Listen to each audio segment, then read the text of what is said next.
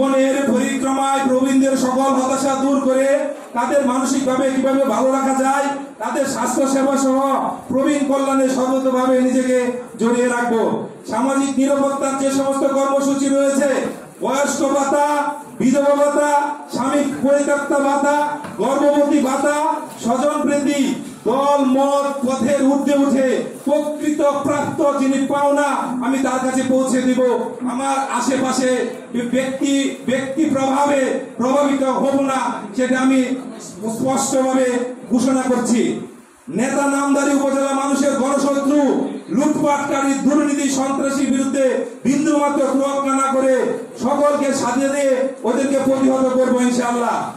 রাজনীতির নামে অপরাজনীতির অবসান ঘটাবো।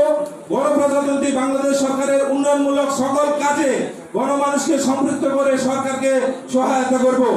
বেলাবর উপজেলা থেকে ভয়াবহ সুদের ব্যবসা বন্ধ করব। বেলাবরের মানুষকে এনজিওমে ভয়াবহ কিস্তির জ্বালা থেকে মুক্ত করব। এটা কিভাবে করব?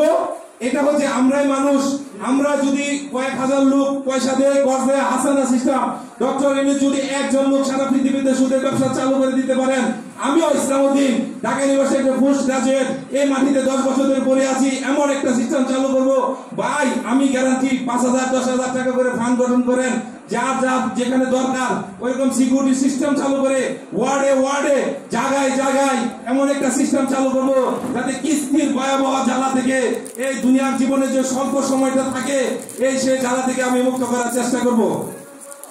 জনপ্রতিনিধি দল